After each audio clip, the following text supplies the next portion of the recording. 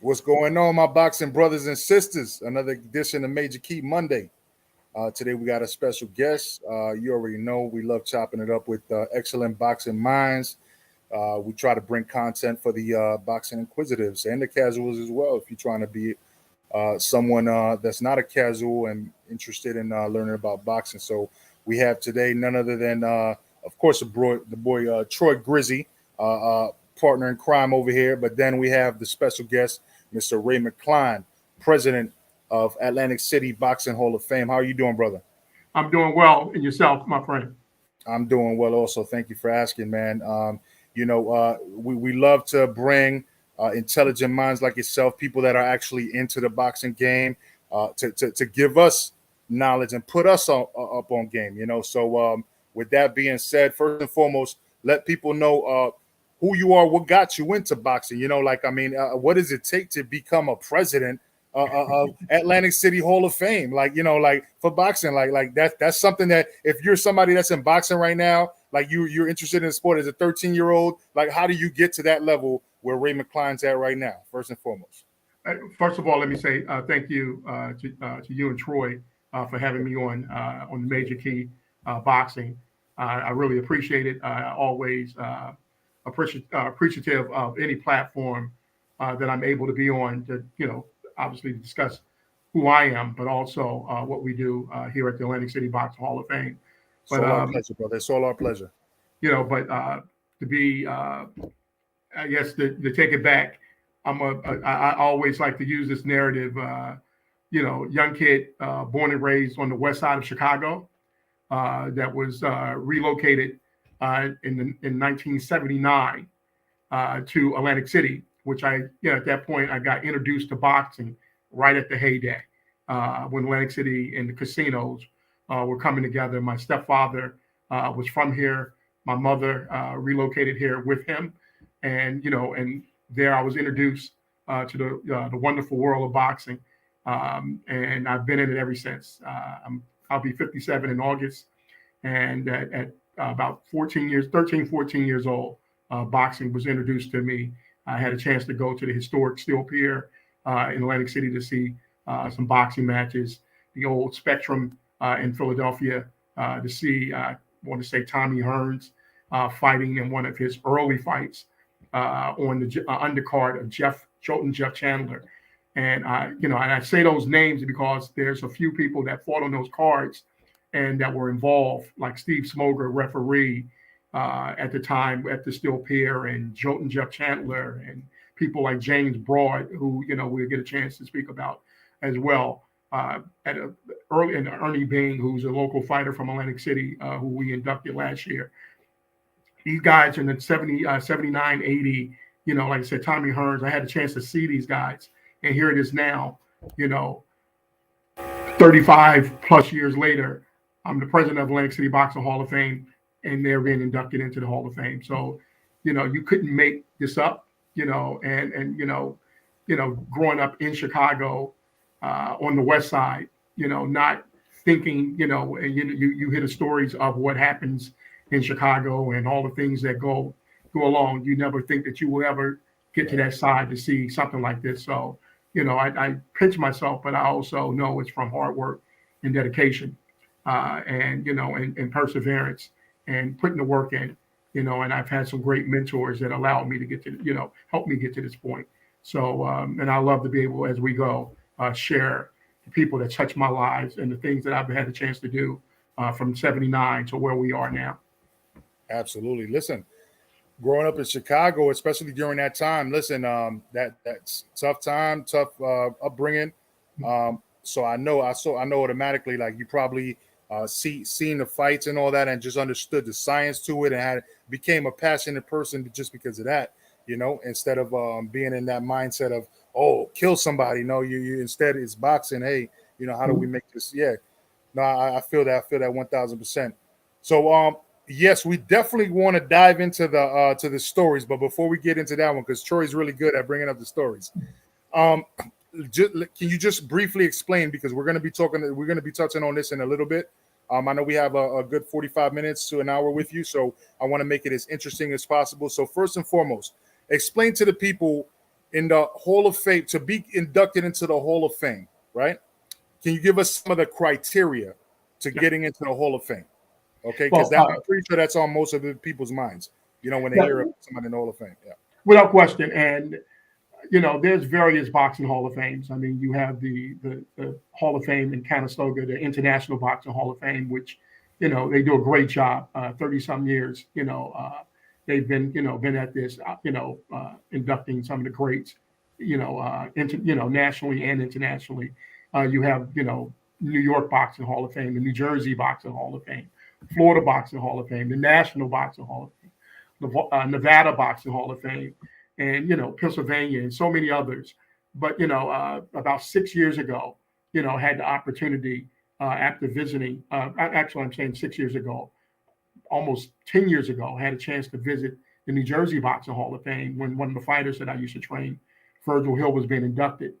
And, and seeing that event, and being ignorant at that time of what the New Jersey Boxing Hall of Fame was doing, I didn't, I assumed that all the fights took place in Atlantic City, New Jersey, instead of, I wasn't thinking statewide, at that time. And, from that, I just seen an opportunity to create an event. I mean, create a platform here in Atlantic City. And I, just verbally start kind of speaking it out. And then, being in business, at the time, mortgage and real estate, I realized, as I started speaking it and seeing that, and I did my research and seeing that it wasn't, an Atlantic City Boxing Hall of Fame with its rich history, I found the opportunity and I dove into it, with both feet, with a great team around me.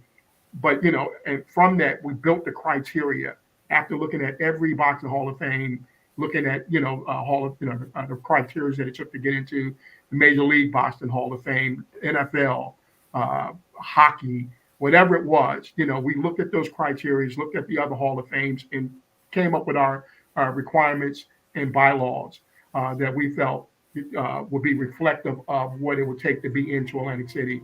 And some of those were obviously being from Atlantic City, being from the region here in the South Jersey area, or from the state of New Jersey, having significant amount of fights or a fight of significance in Atlantic City. And, obviously the resume as well. And we try to open it up to not just the fighters, but to the referees, the judges, to, special contributors, the writers. We try to look at the sport and all those that played a part in establishing Atlantic City. Get everybody's perspective, not just one. Yeah, absolutely. Yeah. And all those that help make Atlantic City a recognizable boxing destination known around the world. Mm-hmm. So when we looked at that and we looked at the fighters or the personalities that were going to be brought into the Hall of Fame, we wanted to make sure that they met certain criteria, and not that, they had to have certain statistics, because we don't look at it in that way. Right. We look at it as, the significance that you played at a point in time in Atlantic City being known.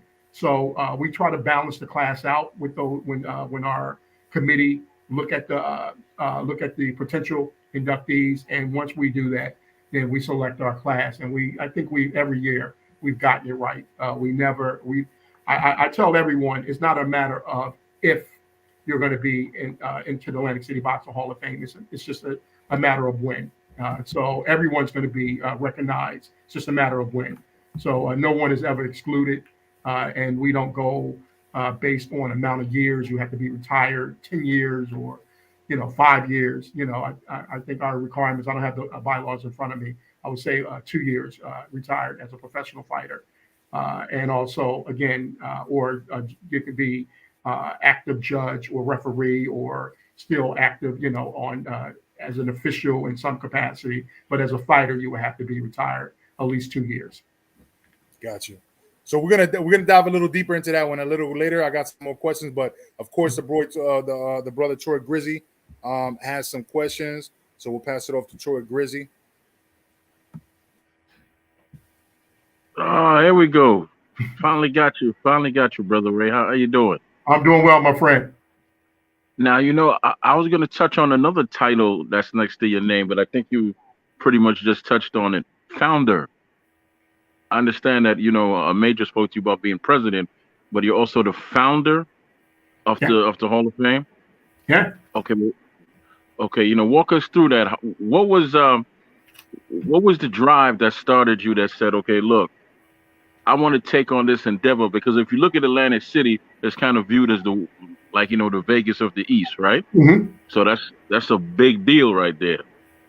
So what actually drove your soul to say this is something I could do, and this is something that I will do. Hey, you know what, Troy? Excellent question, and it's one of those questions. Like now, before I used to be a little hesitant to say what really drove me to uh, found, be the founder of the Atlantic City Boxing Hall of Fame.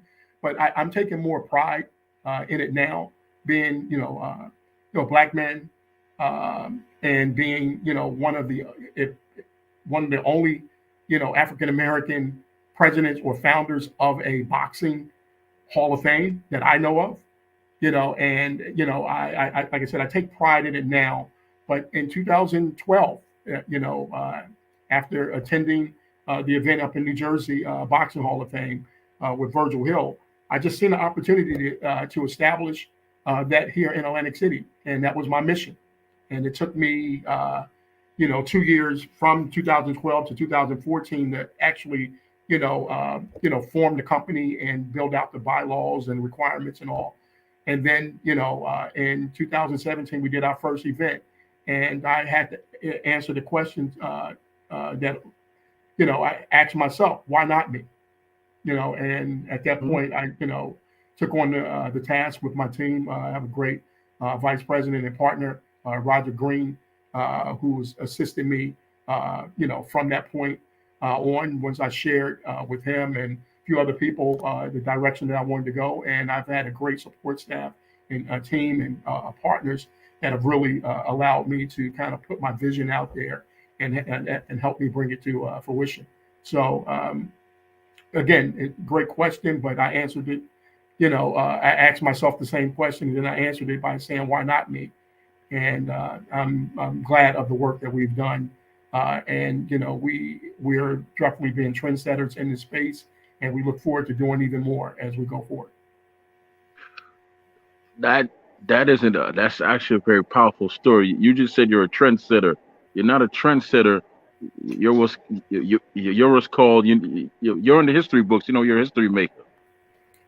Yeah, you're definitely a history maker. I'm humbled by that, but again, for Mhm. me, it's been to roll the sleeves up, keep the head Yeah. down and just work, and when it's all said and done, our work is going to speak for us, Mhm. and I take pride in what we do and what we present, and how we go about honoring each class that we have. Each class is unique, Right.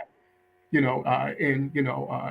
their formalization, and we try to make sure that we honor them accordingly. So, and we have some things that we're going to do this year that I know is going to set the bar, going forward, for future for other Hall of Fames, because again, we don't look at this as just being keeping the status quo or just kind of doing the ordinary. We want to continue to push the envelope on how people look at what boxing Hall of Fame should be, and not what we just expect them to be. Oh, okay. I tell you what, man. The next time there's a Hall of Fame, which is I'm gonna guess what's gonna be next year. It's going to be this October October. 7th, Okay. 8th, and 9th at the Hard Rock Casino in Atlantic City. All right. Well, I gotta make sure to make it up there so I can shake your hand, man. Now, I Very, definitely very, very powerful, and profound stuff. But you keep it very subtle, like, yeah, it took me 10 years. That's powerful, man. But yeah, but nothing is easy. I didn't, yeah, yeah. go into it thinking that it was going to be easy. Again, we, I started out in 2014. Actually 2012. 14 was, established the company's name and brand, and built out the infrastructure and the bylaws and requirements to get in. what it will look like 10 years later, but it took us from 2012 to 2014, and then from 2014 to 2017 to do the first event. So, time was put into it, not thinking that it was going to just, be something we would turn around and do it in one day. So, or 1 year, so I'm pretty excited about the work that's been done and what we're continuing to do. Okay, I got one last question for you before Bruce comes on real quick. Go ahead, Trey. Go ahead. Finish up. Right. As far as boxing, what were you doing in boxing prior to that? Were you in the sport at all? Yeah, I was. I was a trainer. I'm proud to say that I worked with Virgil Hill from 93 to 2007 as one of his assistant trainers and also co-head trainer. Worked with Ray Mercer for 4 to 5 fights. One of his last major fights when he fought Vitaly Klitschko on HBO for the heavyweight title. Worked with Tracy Patterson, Mighty Mike Arnautis, Tyrone Frazier, Kevin Kilowatts, and I'm missing names, so I know there's some fighters out there that will, please forgive me for not remembering all the names, but I'm proud of the work that I was able to do as a trainer, and also worked as an advisor, and also on the promotional side as well. So I feel like all the work that I did, from various aspects in the sport, has prepared me to be where I'm at now as the president of the Atlantic City Boxing Hall of Fame. Awesome. Well, look, man, we've got right now we've got another brother in the building, Bruce Goes. Salute, Bruce. How are you, Bruce? Very astute gentleman when it comes to boxing. Has his own channel as well. Shout out to boxing. I'm sorry, you changed it. Bruce Goes Jazz and More, isn't it? Or Boxing, Jazz, and More. Boxing. Bruce Goes Boxing, Jazz, and More. Yeah, that's family over here though, Mr. Bruce Goes. So, Bruce Goes, go ahead and speak to Mr. McCline, man. It's your time. Ray, pleased to meet you, brother. Until yesterday, I didn't realize there were actually two boxing Hall of Fames in New Jersey. And I was reading a little bit about you, and you said you wanted to get involved in the dinner that they had, and they kind of politely sent you away, and you said, well, I got to start my own, and if I don't do it, who's going to do it? I mean, it's an amazing thing, and the names you're mentioning, bringing up all these greats in the past, and I want to ask you, I've noticed there's boxing, a lot of boxing Hall of Fames throughout the country, and a lot of different, Las Vegas, Florida, Connecticut, and the Mecca in Canastota. Yeah. But now what I'd like to ask you, you think it would be a good idea if you could maybe co-op with these other Hall of Fames, and maybe pass relics back and forth, memorabilia, things like that, and I mean really make your Hall of Fames a destination where people would want to go to. I mean, they'd be like a mecca. Because I know boxing aficionados, we don't have anywhere to go. It's like Canastota, New York, but that's hard to get to for a lot of people weather-wise. I want to encourage it, man, and I think it's a great thing. I'm really here to learn, and I just wanted to ask you about that with the other Hall of Fames, if you could maybe get together, and if you think that's a good idea. No, Bruce, I appreciate that question, and I love the name Boxing, Jazz, and More. I love that correlation of the music, with it. Henry Hascup, who's the current president of the New Jersey Boxing Hall of Fame, very dear friend of mine, very good man, boxing historian. He has actually been an unbelievable help to the Atlantic City Boxing Hall of Fame. He's been one of my MCs actually for the Atlantic City Boxing Hall of Fame the last 5 years. So there's without question there's some collaboration and working together with them. I'm very familiar with what Ed Brophy does at the International and the group down in Florida, and also the Indiana Boxing Hall of Fame, and various ones. And I say this here, all these Hall of Fames are necessary because there's fighters in various regions that will probably never make the international, that will probably never fought in Las Vegas. A lot of guys have fought plenty of fights here in New Jersey or in Atlantic City or in Florida. So all these Hall of Fames, I think, are necessary. So I've heard someone say, why do they have so many? But, you know, it's important that we recognize all these fighters in various regions, and that they all get a chance to be remembered, at some point in their careers. And they all take it serious when they're being inducted. So, they're necessary.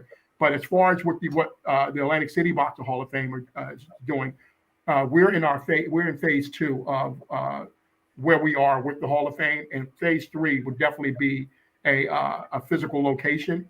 And we recognize that there's an opportunity to be able to have especially being that Atlantic City is a destination resort already, beach, boardwalk, casinos, and we are definitely in the process of building out a physical location for fans and boxing aficionados like yourself to be here. So definitely, I can tell you that we're in that process, and be prepared to see us step into that role. And we're embracing augmented reality. We're embracing also virtual reality. So you're going to see some of those highlights this year at our event in October, and it kind of speaks to where we're going to be at going forward. All right, that's what's up, man. Listen, Bruce, we're going to come back around to you. Obviously, we're going to keep it going around the panel, but we do have one question from another fan here. It's Pigeon from across the pond.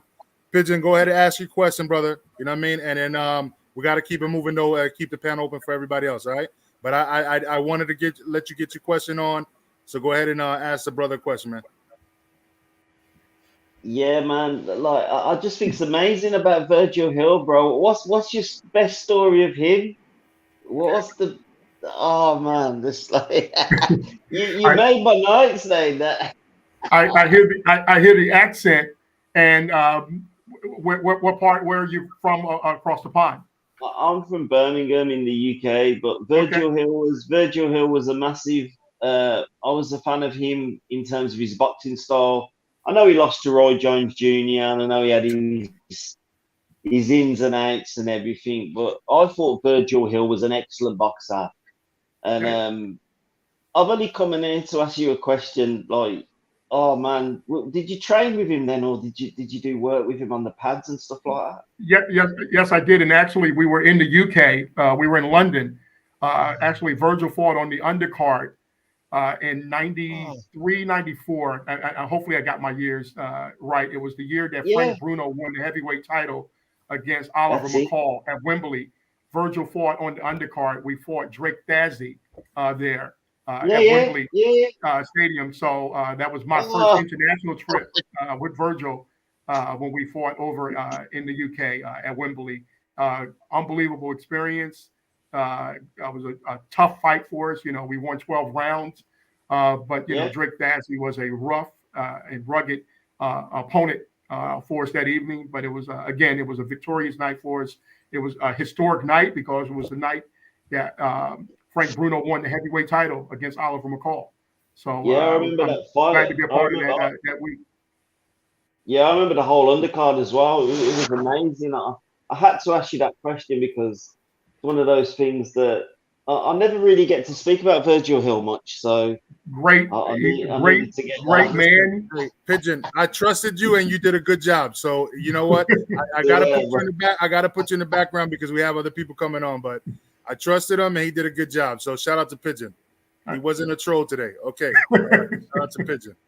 That's what's up. That's what's up. So let me ask you something. Real quick because we talk about this criteria and I want to get into the boxing stories, right? Mm-hmm. As a matter of fact, let me push it off to that because I think the best segue is first to go through those stories. So Troy, I know you had some specific stories. Maybe Bruce, you do. If not, I have some questions about right now. Mm-hmm. But I feel like the best way to segue through that is about stories. And I know you guys have some good ones. So I'll pass it to you guys first. All right, let me ask you a question, sir. Why in heaven's name is James Toney not in the Hall of Fame yet? Actually, James Toney will be in the International Boxing Hall of Fame in June in Conestoga. He's being inducted, and he's actually being inducted into the Atlantic City Boxing Hall of Fame in October. And so this is his James Lights Out Toney, year. And if I'm not mistaken, he was also included into the Nevada Boxing Hall of Fame, in which they're not able to do their event. They haven't been able to do their event the last 2 years, so I'm not sure when they're going to be doing their event, but I think he's also included in there. So James Toney is definitely a Hall of Famer, hands down. Even if he didn't fight in a state or country, he's a Hall of Famer. Yeah, because that's something that's been riding my craw for years. Like this dude was a great fighter. Yeah. Great fighter, so many different weight classes. Why is he? And Roy Jones is not in the Hall of Fame? Roy Jones is actually, I'm honored to say he was included in our Hall of Fame last August at the Hard Rock. And we had, and he's been inducted this year into the International. So he will be there as well with James Toney and the great class that they're going to have in Conestoga in June. But Roy Jones, he was, great with us last year. He performed his song on stage at the end. And if you have a chance, you can go back and look at that on YouTube or on our Facebook page or our Instagram, and you'll be able to see Roy Jones impromptu, doing "You Must Have Forgot" at the end as he received his award. But Roy Jones, James Toney. And there's so many other fighters, from those, 80s and 90s, that, again, they're being recognized now for how great they were, and a lot of them how great they are even outside of the ring. So hold up. Before Bruce, I want you to jump in too, but let me ask this, because that was one of the questions I was going to ask. So, with the way that let me just kind of connect the dots here. So the way that the landscape looks right now with boxing, and the fact that people are fighting for a lot of baby belts, they're not really fighting like the same way that these legends fought back in the day, which is one of the reasons I love interviewing old school fighters, is because what they did, they just went into the ring, fought so many times, they just threw everything on the line, right? So does it look for you, or does it look like to you, as someone who's a president of a Hall of Fame club, right? Does it look like to you like maybe these guys that are doing stuff right now, when they become eligible for Hall of Fame, do these other guys that were not first ballot Hall of Famers that have been kind of lingering and not getting in, does it look like they have a better chance now because these guys are not doing what the other guys used to do? Does it look like that to you? Does that make sense? Yeah, that's a fair question, and it's a very good question, because those are things that we're going to have to all grapple with as we go forward on amending our criteria, or expanding it, try to figure out how to best balance, having people in or not, over, guys like we have someone going in this year, James Broad. A lot of people probably wouldn't know that name right now, but in 1980 was the representative for the U.S. Olympic team. Unfortunately, the team, we boycotted the Moscow Olympics, so he didn't get a chance to go and represent the country. Knocked out Marvis Frazier. Yes, he did. James Broad acts broad, bro. Yes, and went on. Not, you just think if he was able to have fought, as an, in Olympics and come back, as an Olympian, whether he won a medal or not, he would have came back in with different possible fortunes. But, he ended up having an obscure career, but he was based here in New Jersey. He lived, here in Atlantic City. He fought a lot of his fights in Atlantic City, but he became the chief sparring partner for Mike Tyson and, so many other heavyweights. His record isn't, like on the level of Roy Jones or Lennox Lewis and all. But what he did and and how he did it here in Atlantic City is being recognized. Now will I take or not? I shouldn't say I, but would our committee look at that and then look at maybe a young fighter that have won some obscure titles and give more weight to someone that's winning obscure titles or kind of patting their record. We have some very astute committee members of writers, some very high-profile names like Bernard Fernandez, uh, uh, Dave Bontempo, and Joe Pasquale and Steve Smoger and some other, boxing writers that really take this serious, and they dive into the careers of these fighters and they dissect it. And so when we come together, when we choose some of the individuals that for Atlantic City, we do try to hold them to a higher, standard, and again, we try to balance the class. Like this year, we have Kathy Collins, one of the first female boxers that fought in Atlantic City, and she's in that with these with the Lennox Lewis and James Tonys of the world. But then we also have a gentleman, Chuck Masaccio, who's from nearby Wildwood, New Jersey. So did he win world titles? No, he didn't, but he meant a lot to the area. So again, we try to balance this, and it's a tough, it's a tough, balancing act to do. But I think we do a good job at it. But we don't want to discourage some of these fighters, even though they may have won some obscure titles, as we may say, but they still risk their lives, getting into the ring. They still, compete in some cases, at the level that they can compete at, and may not be able to go over that ceiling, but we do try to recognize, here in Atlantic City, what it means to Atlantic City and the fighters. I don't balance that against the international or Nevada or any other Hall of Fame. We really do try to focus on what it means for Atlantic City and the significance of what they've done here, and not so much with all the other bells and whistles that go along with it. Awesome. Bruce, let me ask Bruce to go ahead, and then we're gonna pass it to Ron, and we'll bring it back around again. Yeah, Ray. What I was going to ask you is, are you going to have like the traditional ceremonies and limit it to a certain amount of boxers, then have like the weekend and induction ceremonies and the banquets and everything else, kind of like Canastota started it 30 years ago, or is it going to be a different format? Because you mentioned so many fighters, a lot of local fighters from New Jersey, and like you said, obscure.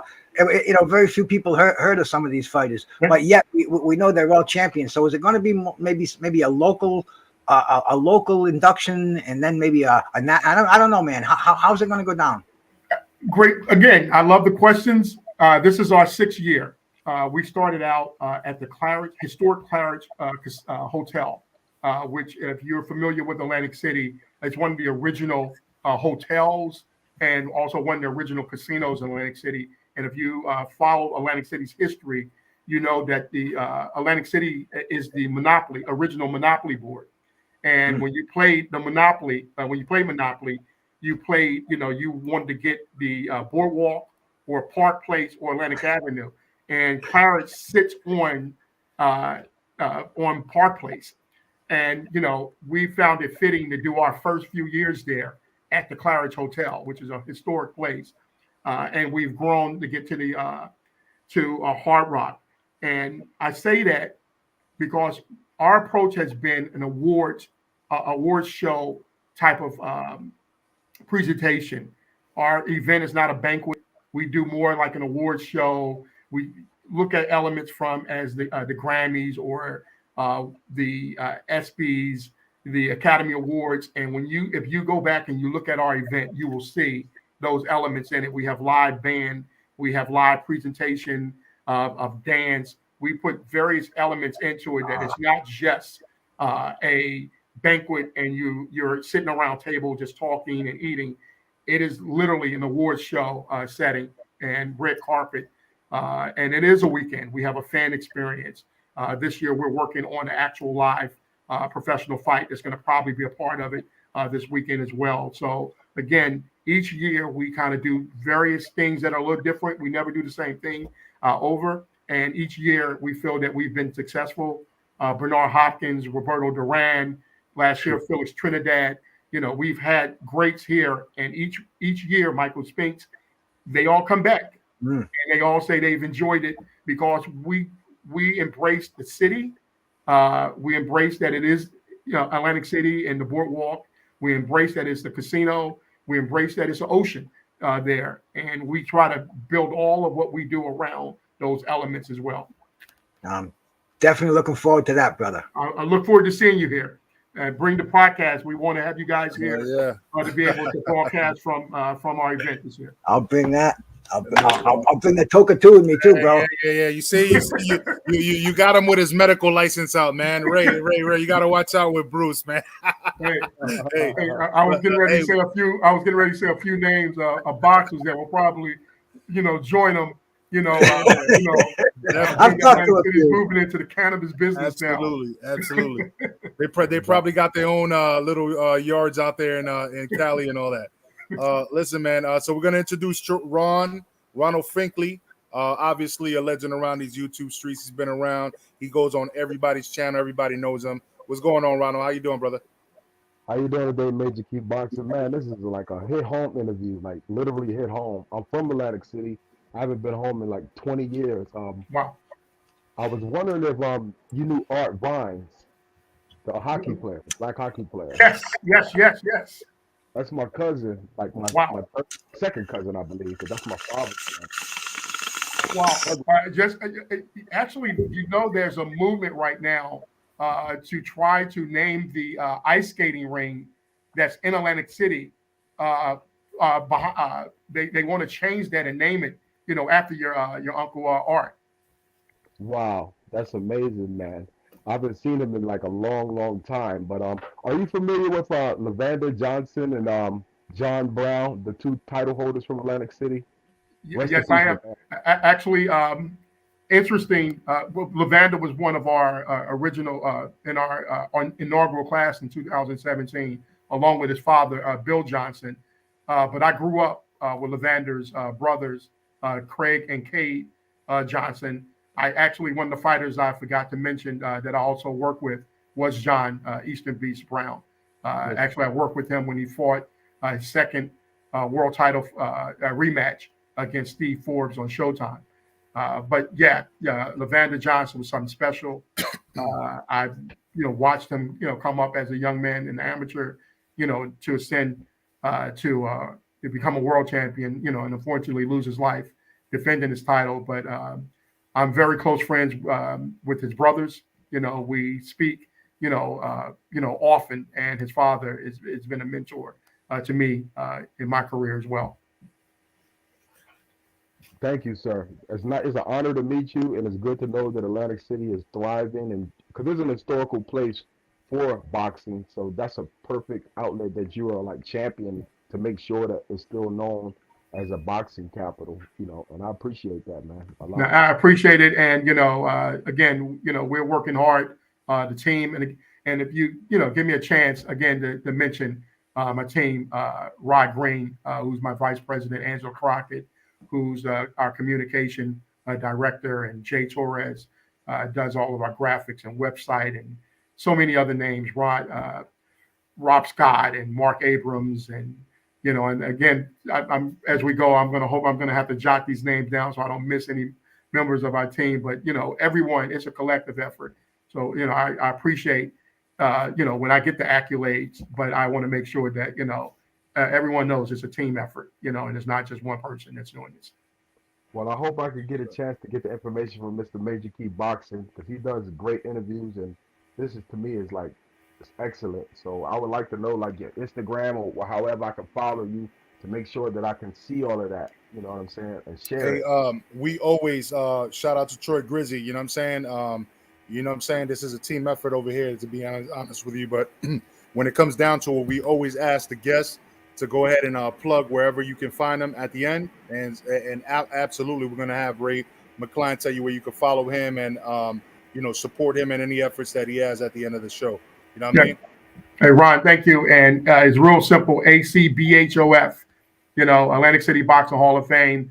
You put that handle in, you're going to get us, all the social media platforms, and also our website, and our information is on everything there.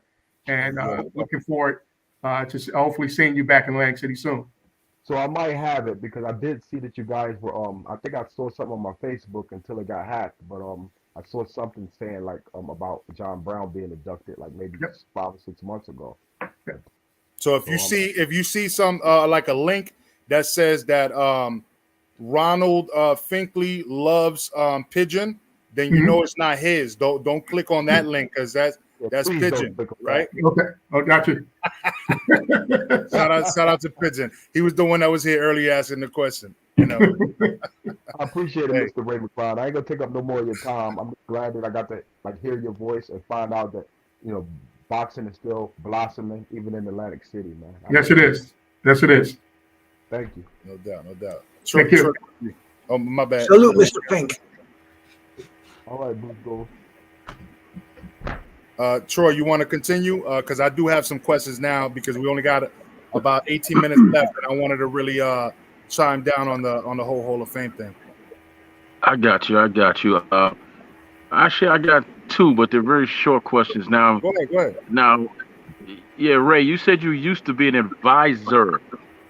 That title nowadays seems to be getting confused with manager and promoter and all of that wrapped into one. And people have always asked, why is Gotti in the Hall of Fame? I never asked that question, but why are people asking, why is Arturo Gotti in the Hall of Fame? I don't know. I don't know why they would ask a question like that. Arturo Gotti's a great fighter. I mean, everyone is not going to be Floyd Mayweather or Mike Tyson or Sugar Ray Leonard, but Arturo Gotti has thrilled us. I mean, you just think the trilogy with Mickey Ward, but then also you think of the 2 fights that he had with Ivan Robertson. Just those 5 fights alone, to put anybody in the Hall of Fame, because they were just exciting fights. And there's countless other fights that he's had that just brought us off the edge of our seats. I think Arturo Gotti, is definitely a fighter that I think should be in any boxing Hall of Fame, as well as someone that I think should be in the Hall of Fame, Diego Corrales. I think it's absurd that he's not in the International Boxing Hall of Fame. I think that's just one of those things that you kind of scratch your head and go, what's going on there? And another person that I think should be in the International Boxing Hall of Fame, and this is just my opinion, is a Vinnie Pasianza. I mean, when you do what he did, to come back from a neck injury, that would literally end most people's lives or their careers, and the fact that he came back and still fought at a high level, I think should put guys like that at the forefront, of Hall of Fame, especially when you start looking at some of the other fighters that are going in before them. So again, that's just my opinion, personal opinion. But yeah, I don't think there should be an argument on why, Arturo Gotti's in the Hall of Fame. And to answer the question on the advisor.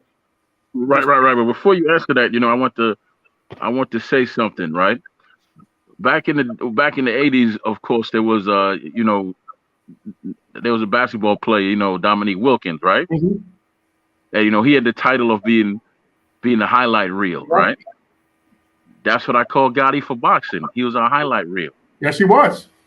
I could rattle off some of his fights, man. When you said Ivan Robinson, there was a fight with I can't remember the cat's name, but he had a brother, and they were coming up in the ring. Yeah, Rose, right? Yes. And those fights alone, like when you just think of just the turnaround, when he was in trouble, and the fact that he was able to turn a fight around, sometimes with one punch or just his sheer determination and guts, helped him persevere through some very hard times in that ring. Again, he was a fighter that I love watching. He probably wasn't the most talented fighter, but then there was times that he would surprise you and he would actually box a little better than people were expecting him to do in a fight. So no, Arturo Gotti, I don't think it should ever be argued whether he should be included in the Hall of Fame, and it was rightfully so that he was elected and put in there. And like I said, I definitely believe guys like Vinnie Paz and also guys, like Diego Corrales should be, at this point in their after their career's been over with, they should definitely be included as well. So now I have to ask Bruce Goes to go because he's been waiting to ask. But after you, Bruce Goes, this is where I'm going to transition into the questions I really wanted to ask. Oh man, no, I was just gonna say, Ray, I feel like a kindred spirit in you, bro, because you're mentioning all these names, and I can see you lighting up when you talk about these fighters, man. I'm feeling the same way. But Vinnie Paz, bro, I'm from Rhode Island. I talk to Vinnie Paz once in a while, man. If people only knew the story and the tribulations he went through, breaking his neck and getting back in the ring. But anyway, I was going to ask you about the hall. You were talking about so many people that you want to be included in there. Do you have a non-participant category too? Do you bring announcers and? Yeah, we if you get a chance and you go back, you go on our website and you'll definitely be able to see some of the past inductees. But we have a great ring announcer, Ed Dorian, who's been included.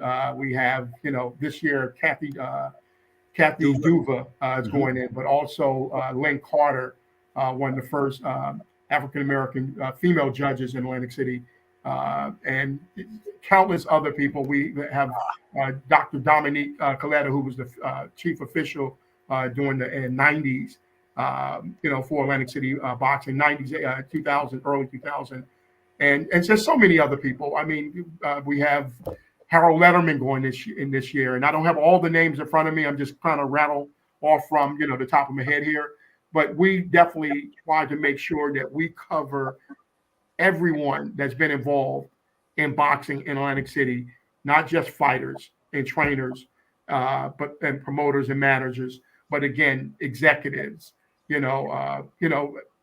Donald Trump was elected into the Atlantic City Boxing Hall of Fame because what he did in the 80s can't be denied, in Atlantic City. And, politics aside and all, he allowed Atlantic City boxing to thrive, him and Don King in the 80s, at a point when it just took Atlantic City to a whole nother level, and it changed the way Las Vegas did boxing. Las Vegas had to change the way they did boxing. They were doing boxing in parking lots in Vegas.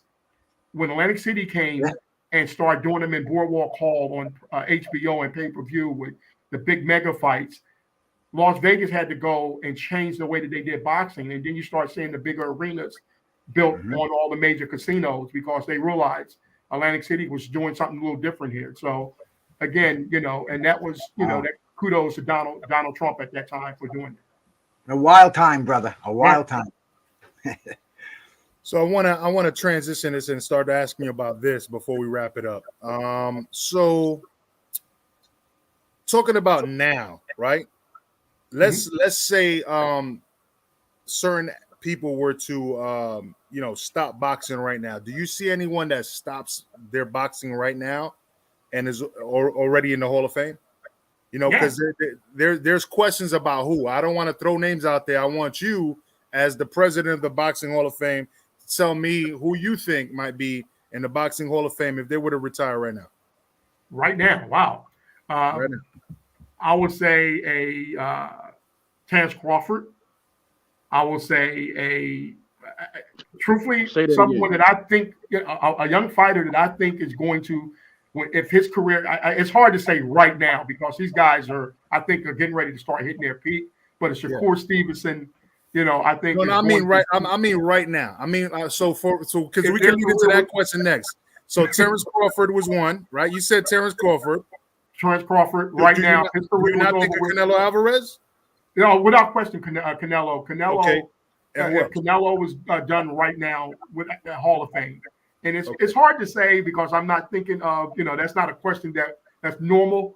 I know. I'm not a normal guy. I appreciate that. Yeah. But, I would say, Tyson Fury, will be probably go down. The fact, I know he hasn't had a lot of fights, against the major fighters, but, Yeah, yeah, and the 3 fights he's had with Wilder, I think it's definitely put him into that place. Andre Ward obviously goes right now, and he is going right now. So yeah, he went international last year too. yeah, Andre Ward. yeah, and Chocolito Lopez. I mean Gonzalez. I'm sorry. There's so many.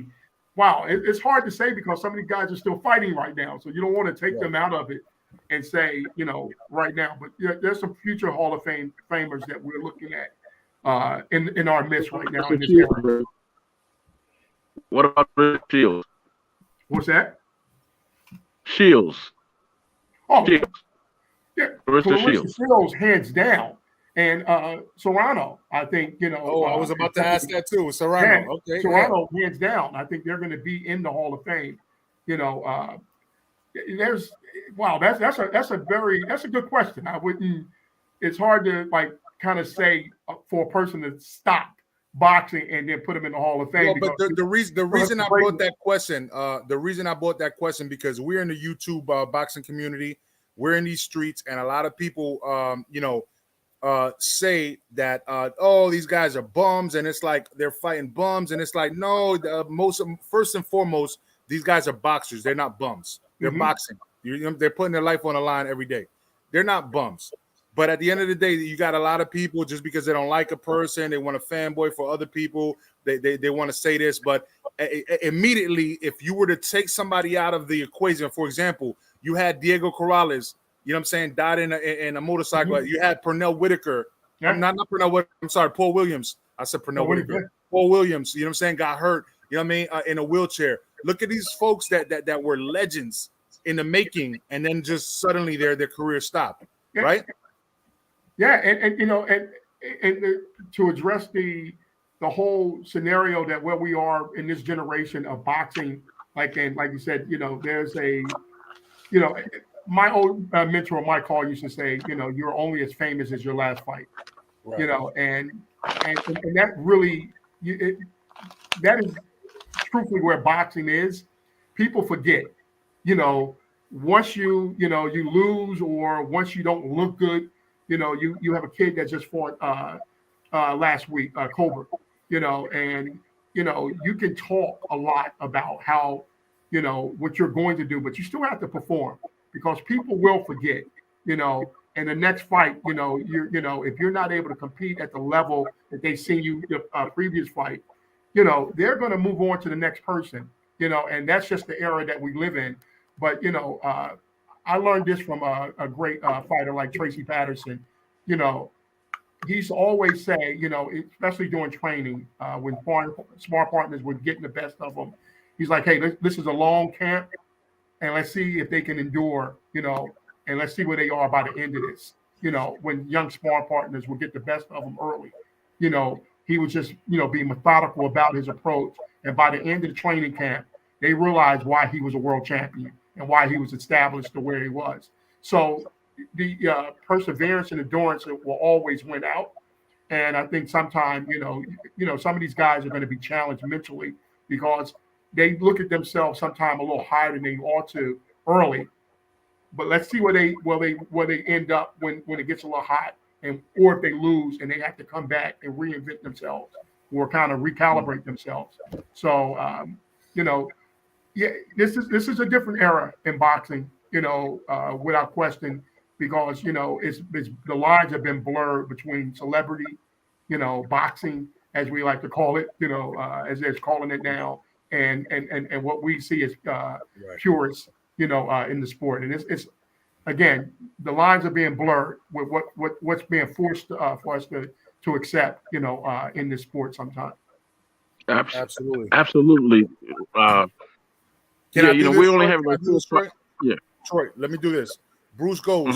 Go ahead, give your either a final question or comment, and then tell everybody where they can find you, so that way Troy can do his thing and shut it down. And then Ray McCline, of course, will let everybody know. And we need to do this again, Ray, because there wasn't enough time in this hour. No, I'm enjoying it. I would love to be back on with you guys. Yeah, no doubt, man. We have to do it because I had so many more questions, man. I can tell. This hour flew by. But please do that, Bruce. Then Troy, and then because I have to leave as well in a few minutes. And so I want Ray McCline to get his last words and tell everybody where to follow him. We'll shut it down, and then we'll move it over to HCP. HCP is going live tonight at 9 o'clock. You know what I mean? You know, D-Style Boxing, and we always love that channel. So go ahead, man. Bruce. Oh, bro, no, I'm just gonna say all the fighters that you're naming. It's almost like we need an induction ceremony every week to include these fighters, man. There's not going to be enough. There's not going to be enough vertical microphones to even do it on the internet, because there's so many fighters that deserve to be inducted. But you know, aside from that, man, what you're doing is a great thing. It's an inspiration. I'm looking forward to going down there, bro, and you know. Especially on that weekend coming up in October. I had planned on doing something in New Jersey in October. You know, it would be a great to time all together. And you know, I appreciate you, Troy and Major Key, having me on this panel, man. And you know, you guys can see me, Bruce Goes Boxing and Jazz. I got this book over my right shoulder. It weighs about as much as a little gravestone. It's an awesome book, man. Ken Reagan, the photographer. You know who I'm talking about, man. Mm-hmm. Oh, I'm going to do a show tomorrow. My brother Trick Nolte sent me that today. I picked it up. I'm like, what the fuck? I'm telling you, man, it's got to weigh 10 pounds, and it's got all these glossies in there, 8x10s at least. I don't even know how big the book is, but I'm going to show that tomorrow morning on my show, Bruce Goes Boxing, Jazz, and More at 11 a.m. Eastern Time. I appreciate you having me on here, man. Ray, a pleasure to meet you, brother. Thank you so much. Everybody out there. Meet you, Bruce. And no doubt, yo, hey, listen, thank you. So salute to you, Bruce. Thank you for popping up. And before Troy grows, just quick disclaimer, Ray, if you do meet up with him and you're driving in a car and you get pulled over, don't take the rap for his weed on your side of the car, right? You know what I'm saying? I told you, man. I told you. All right. All legal. Card carrying marijuana patient from the state of Rhode Island, bro. Don't break no law no more. You know I love you, Bruce. You know I love you, Bruce. All right, man. Troy Graham, go ahead, man.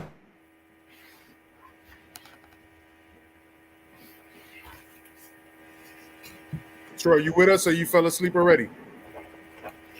I think we lost Troy. No. I was just frozen for a second. But yeah, you know what, Ray? I was gonna ask you about the question on being an advisor, but hold that, because we're gonna have you back on in April. All right. I appreciate it.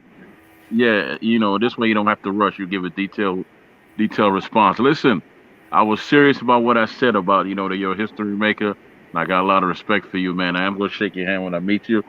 Definitely a pleasure. Oh, Angela said, you know, great show. Yes, my girl. Yeah. Yeah. You know, and she sent me the clip too, you know, the Roy Jones clip, and I sent it to, you know, Major. Okay. So definitely thank you for that. And look, like I said, we'll have you back on in April, and you know, we're gonna have a whole bunch of questions for you. You're definitely a history maker, man, and I got so much respect for you. I couldn't ask you all the questions I wanted to tonight, but I tell you what, man, I had a good time. Right. Hopefully, you had a good time with us as well. So, you know, thank you very much. Hey, and I'm you know, I appreciate it, and it was great speaking with you. Even last year when we were inducting Simon Brown, and if I'm not mistaken, that's your godfather, right? Yeah, and I just couldn't make it because my car wasn't on the road then. Yeah. And so, you know, it was a great honor. I was a huge fan of his, so it was great, you know, to be able to have him be included in our class last year.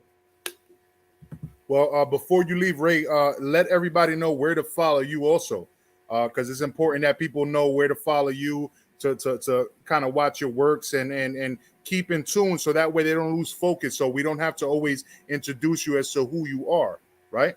Mm-hmm. No, I appreciate it. Who is Ray McCline? We told that story tonight. Now, in the future, if you didn't do your homework, don't come over here asking dumb questions, right? Now you should know Ray McCline by now, right? So go ahead, I appreciate it. But there's only personal page that I have is my Facebook page, Ray McCline, but everything, and also my LinkedIn page. But outside of that, Atlantic City Boxing Hall of Fame. All you have to do is put our handle in, ACBHOF, and that takes you pretty much to everything. You know, our website, our social media platform, YouTube, Facebook, Instagram, Twitter. And again, we're pretty straightforward in what we present, and there's no frills or smoke and mirrors with us. Right. Our love is for Atlantic City, and also in telling the story of Atlantic City, we try to do it through the lens of boxing. Well, my brother, it's been a pleasure. Like I said, I got so many more questions for you. I'm glad that we're having you back in April. You know what I'm saying? And honestly speaking, hopefully, Troy, see if you could get Shelly Williams on as well. I know she's cool with Ray, and that would be a great topic, with both of them on at the same time. So with that being said, another edition of Major Key Monday. Please go ahead and follow Ray McCline where he just told you to. Please salute to everyone else who chopped it up and asked questions.